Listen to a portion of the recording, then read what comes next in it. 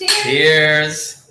Welcome to Evolvin' Foods live on YouTube. We're so excited. We're on YouTube. Woo! We are super excited to have you here tonight because we are going to make goat cheese gnocchi with local honey, truffle, and pistachio. Take two. Take two. All right, and everyone who tuned in last week, you know exactly what we're talking about. This is take two on this wonderful recipe that we're going to present to you tonight. Remember, Evolvin' Foods. Yep. That is our YouTube channel. That is our brand. Awesome. So we are excited to have you here with us to launch this brand tonight, Yep. to launch our YouTube.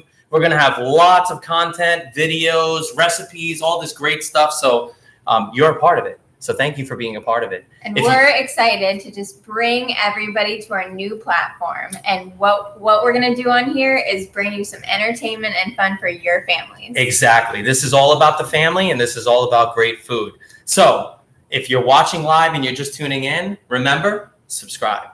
Click the subscription below so that you can get all of our content that we're going to have for you. But just reeling you back in, this recipe is goat cheese gnocchi, okay? So typically you can do a ricotta gnocchi or you can do a gnocchi that's made with potato, but we decided to make it with goat cheese because we love goat cheese. Oh my gosh, you guys, I'm sorry that you didn't get to try this last week, but I did, and you're going to die. It's so good. Our inspiration came from going to the store and finding black truffle infused goat cheese, which was amazing. How can you go wrong? So just getting right to it, we're going to list the ingredients for you, okay? So we have different ingredients. Okay, so for this particular recipe, what you're going to need is you're going to need 1 cup of 00 flour. And what I mean by 00 is if it's milled and you're going to make pasta or making pizza, it just means it's milled as fine as you can get it. Now, don't worry if you cannot get 00 flour. You can use all-purpose flour, all right? We use it in this house. So this is what it looks like, 1 cup, okay? So when you're measuring a cup, remember, you want to always make sure that you are leveling off your cup because you're going to need the full cup. And then a little extra. Why? We're working with dough. So you want to always have a little bit of flour handy. Throw it on anything that the dough is going to stick. Yep. If you have too much humidity in your home, you might need to use a little bit of extra flour. So make sure you have a little bit of extra, okay? 3 egg yolks, okay? So we have whole eggs right here. Don't worry. We're going to show you a little chef tip on how to separate the yolk from the white. So don't worry. That's coming your way.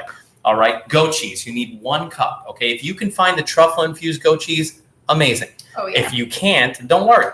Buy truffle oil, okay? So you're going to use the 1 cup, and you'll use about 1 tablespoon of truffle oil to infuse it. I would just let it sit at room temperature so that it's a little soft and easy to work with, okay? Ricotta. You need whole milk ricotta, 3/4 of a cup, all right? What I use is double cream ricotta. I like thick ricotta, so we don't have to drain it or anything like that. But if you have ricotta that is not whole milk, it might have a little bit of a water content in it, so you're going to have to drain it a little bit, okay?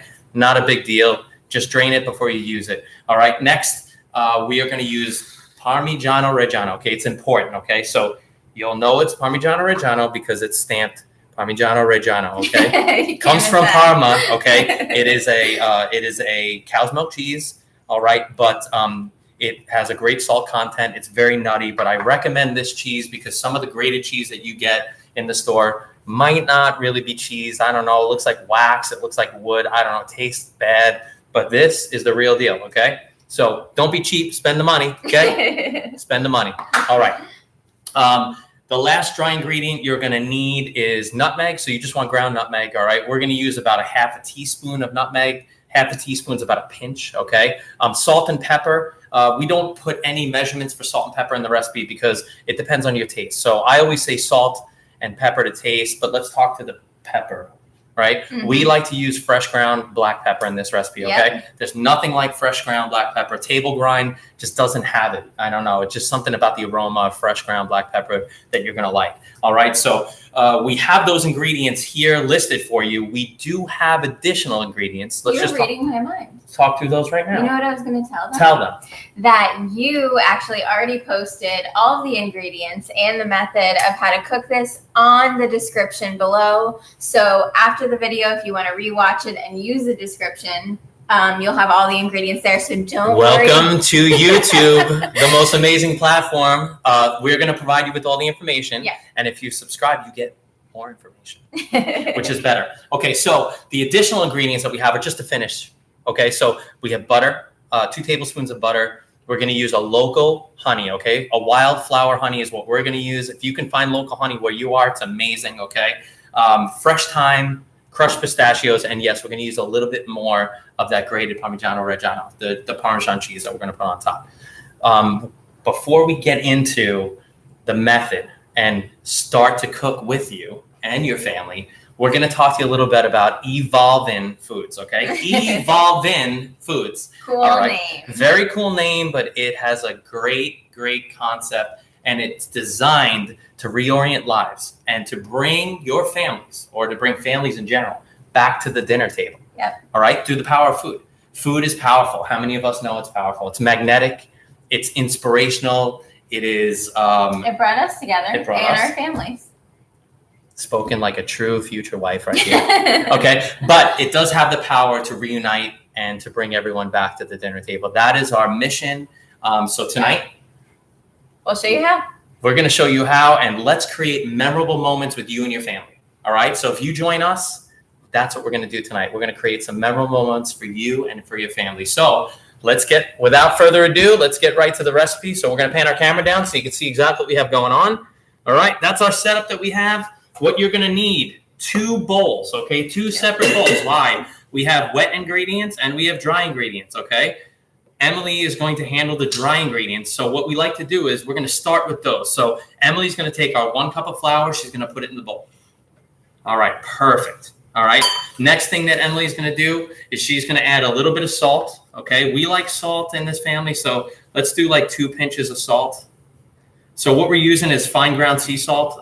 You can use anything you have at home, Himalayan, things like that. Remember I mentioned fresh ground black pepper. So for us, if we're going to use about a half a teaspoon to 3/4 of a teaspoon of fresh ground black pepper, you're going to look at about 3 to 4 little cranks on this machine that we have.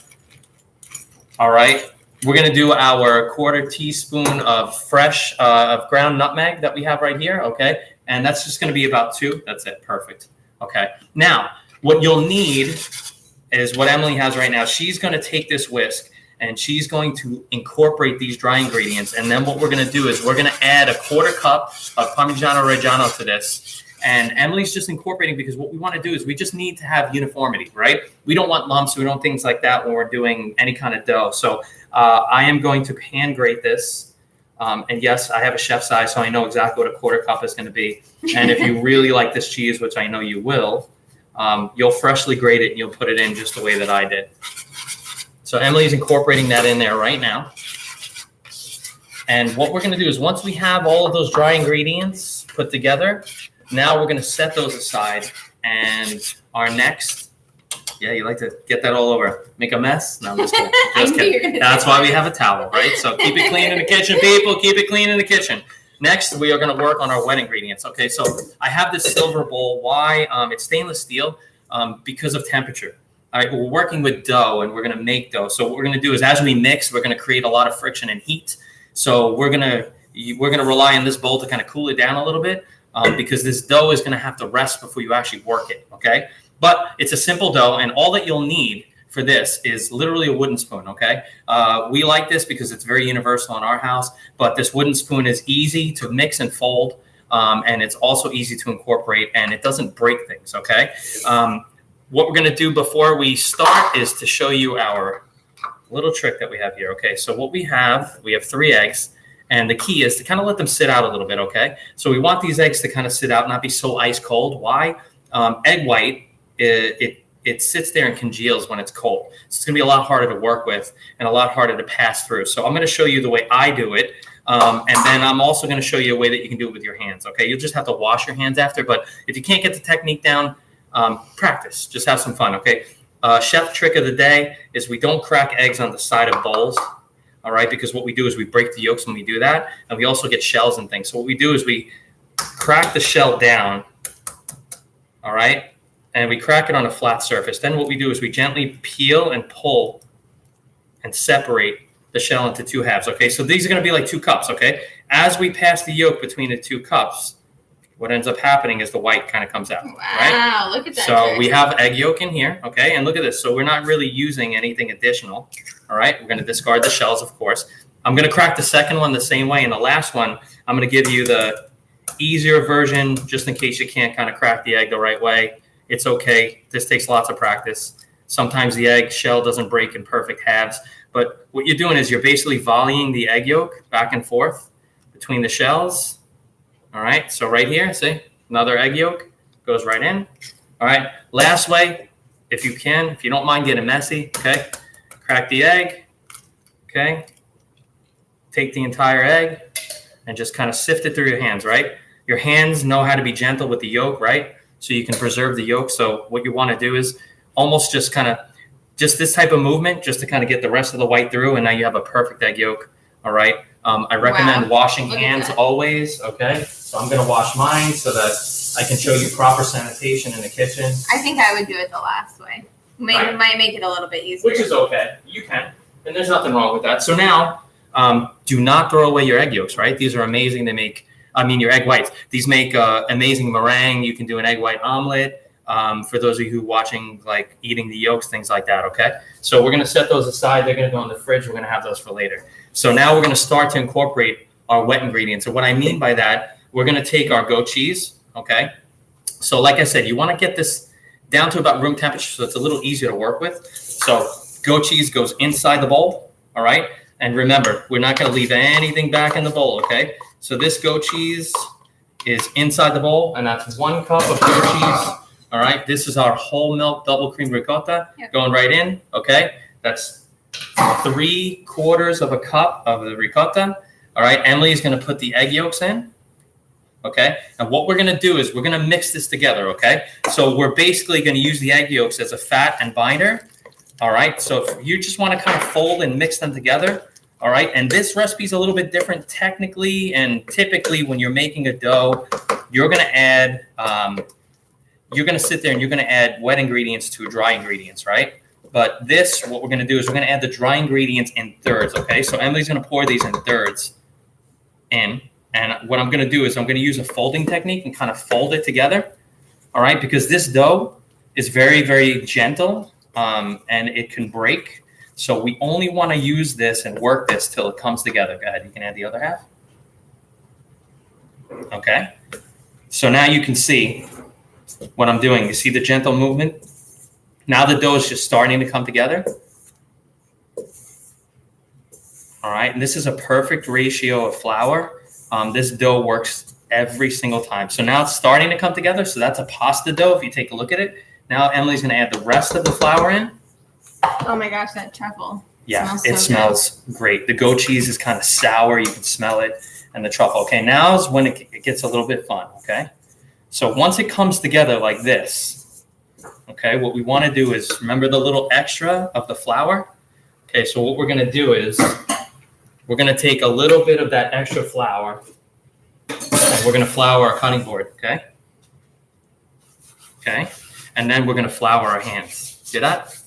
Okay, now Emily's going to take, she's going to take this wooden spoon and discard it for me because we're not going to need that anymore. Now we're going to work it with our hands. So all we're going to do is take this dough, since it's pretty incorporated, all right, and we're going to roll it together until we get a ball. So see how the dough has just come together?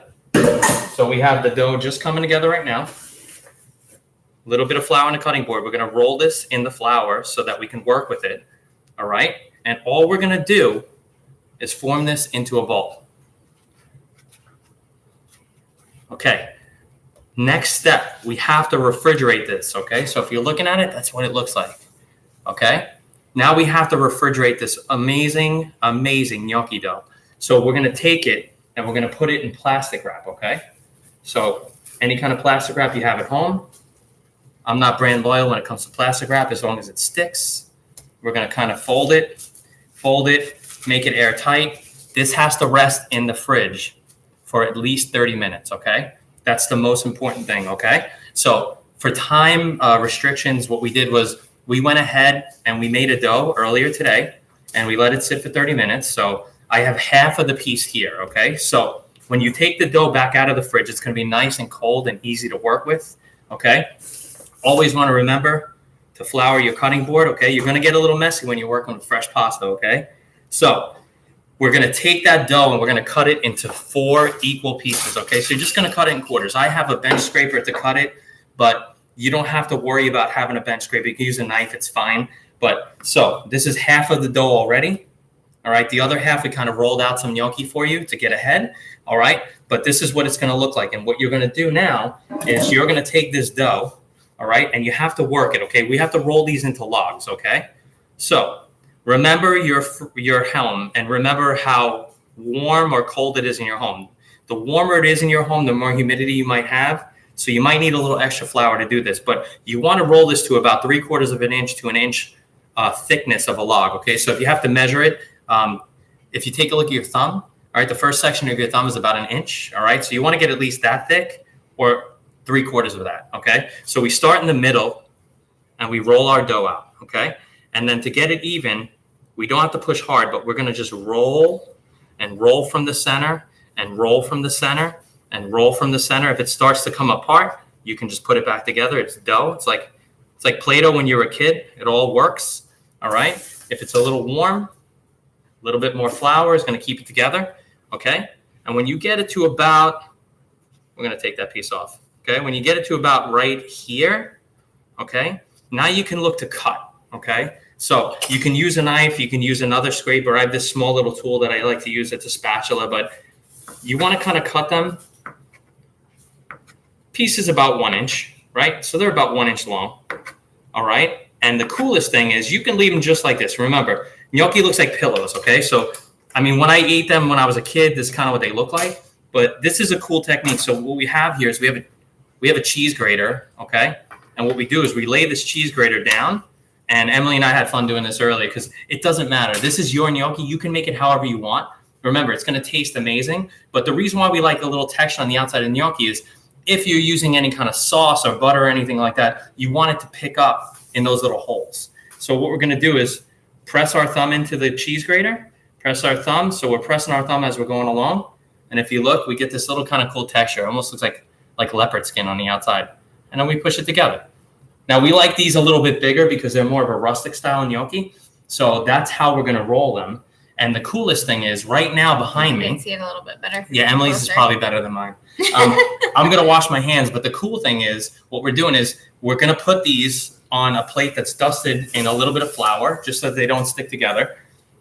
And we've had on the back burner behind us a pot of water that's been boiling, salted boiling water.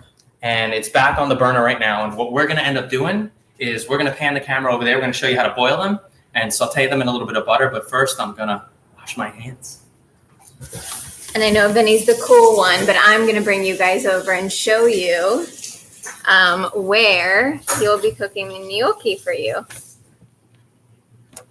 We will do that right here. Yep, we're going to put the surface light on so you can see. All right, so this is our boiling water that's been salted. Okay, now this is fresh pasta. So fresh pasta does not really need a lot of time in the water. So we are going to toast these a little bit in butter. So next to me, I have a saute pan that I'm going to put over medium heat. All right, I'm going to put the gnocchi inside the boiling water. All right, they're going to just rise to the top, take about 3 minutes tops. They're going to rise to the top. We're going to take them. We're going to strain them out with a strainer really well, and we're going to toast them in a little bit of butter that we're going to saute, okay? Then we're going to bring the camera back. We're going to finish this dish for you. We love making things from scratch. So remember, you're seeing this on Evolving Foods. All right, we are showing you how to reorient your lives and bring your family back to the dinner table, but this is a lot of fun. I've made these with my daughter when she was 3 years old. It's like Play-Doh. So they look at it and it's just like Play-Doh and they have so much fun with it. So we're bringing this water back up to a boil right now. It is salted, okay? Salty like the sea and salty like the ocean are two different things. You learn that as an Italian boy, all right? But when you're cooking pasta, you want the water nice and salty, okay? So you want it like salty like the sea, okay? When you're blanching green vegetables, salty like the ocean, just means that it's very, very salty, but it keeps that greenness to each one of those. So water is boiling right now. It's a good boil. All right. We don't want to drop all of our gnocchi in at one time. So what I'm doing is I'm popping them in a few at a time. We're going to let those boil. And we're going to take them out. The skillet that I have to my right might be on your left, depending on the camera angle. That skillet is getting warm right now. I'm going to stick about a tablespoon or two of butter in there because I like these to have lots of butter on them. They're going to be amazing. So while they're boiling, we have some nice butter right here. And I spend money on butter too. I really like the grass-fed organic butter, and this one is a little salted, so it actually tastes really, really good. So I'm going to pop that in here right now. So what we don't want is we don't want the butter to burn, but we do want it to brown because that nuttiness is going to taste amazing with what we're doing. All right. Always keep a towel at hand. So as you can see, this water is back up to the boil. As soon as we see the gnocchi come to the top, we're going to start to scoop them out.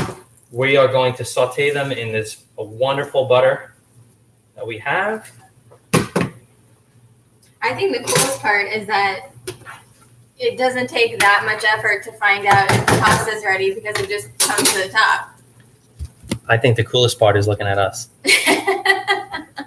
Panning back down.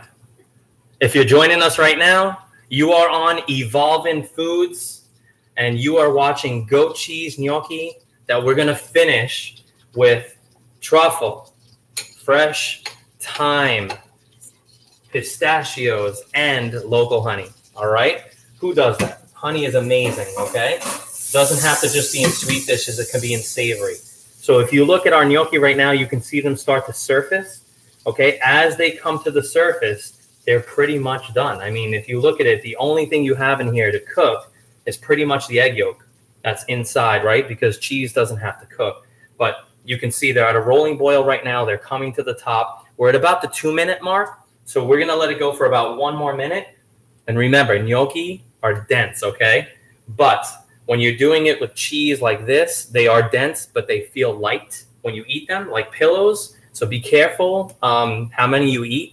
If you want to, yeah, they basically they feel like they kind of expand in your stomach. So, but they're really, really good. My kids love them. There are different ways you can make them, but we just wanted to show you a more innovative kind of chef way to make them. Something interesting. Goat cheese is something we love. So now they're at the top. So what I'm going to do is I'm going to kind of just scoop them out. All right. Just kind of drain them pretty well. All right. They're going into the butter. So they're going to make a little bit of noise because they have water and moisture on them. All right. It's kind of cool when they look rustic. So don't worry about making perfect shapes. When you're cooking rustic food, there's nothing as far as perfect shape. There's only perfect taste, okay? So we're scooping these all off. We got 1 more round to go. Butter is nice and brown. So what I'm going to do is I'm going to show you. Yep, we're going to turn this off. Perfect. All right. So all we're doing is just tossing them in brown butter, okay? Really quick, very quick saute, right? We're not sitting here cooking them. They're already cooked.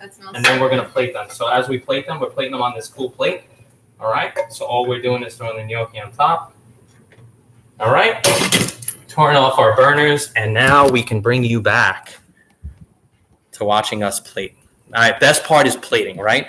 Because although we're using a technique to cook these that is fairly rustic and simple, when you take a look at our gnocchi, we have them here, okay? So the way that we start to plate this, okay? So we're going to have our local honey. We're going to have our pistachios, and we're going to have our parmigiano reggiano. So we're going to start off with cheese, okay? So we do 2 layers of cheese. That's what we like it in this family. So layer number 1 of cheese is going right on top. Okay? Followed by pistachios, okay? We like pistachios. I'm Sicilian.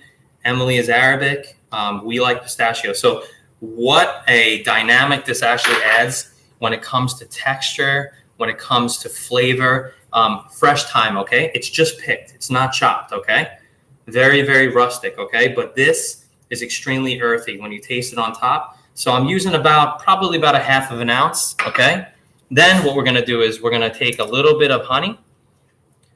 All right, so I have this cool little honey wand. So we're going to use this, and we're going to drizzle honey, okay? Trust me, it tastes amazing when you put it on top. All right. I actually might So put a good. little bit more because we're going to Yeah. hit the cheese on top. So think of the nuttiness, the saltiness, and then the freshness and sweetness of the honey. Okay. So now, parmigiano reggiano one more time. Right over the top. Oh my gosh, you guys. Okay. Voila. So what we have here. This. Wow, look at that. For those of you who missed out last week, okay? So this is goat cheese gnocchi with truffle, local honey, and pistachio. Yes, we put a lot of cheese on top because it tastes amazing that way. And notice how I have one plate here, okay? Emily's dream is that we only have one of everything in our house. One chair, one plate. Throwing me right under the bus. Exactly. So we just like to share, okay? So think about our concept, okay? Evolve in Foods. Subscribe down below so that we can reorient lives. Help us to bring families back to the table through the power of food, right? So if we're using one plate, what are we doing? We're sharing, right? Yep. I know they say sharing is caring, but sharing is actually really cool. There's And something. we had such a great time doing this. And Mhm. thank you guys all for tuning in and joining us. And you know what? We're going to keep doing it. We're going to keep doing it now. We're going to upload videos, recipes, photos. Yeah. There's so much more to come. I mean, we can't really let all the cat out of the bag, but this brand has already started. So we have things like another Instagram page that's coming out. Yeah. We have websites. We have all this cool We are stuff very coming. excited. So we are excited. So please join us. Thank you. Thank you for your support. For your support. Yeah. Please, if you haven't already, subscribe below. Help support us. Let's kick this off. Let's have fun. Let's get ahead of things, and maybe we're all going to cook together with you and your family. Well, let's eat. Let's eat. Bon appetito. We will talk to you soon. Thank you so much. Thank you. And we love you. Bye. Cool.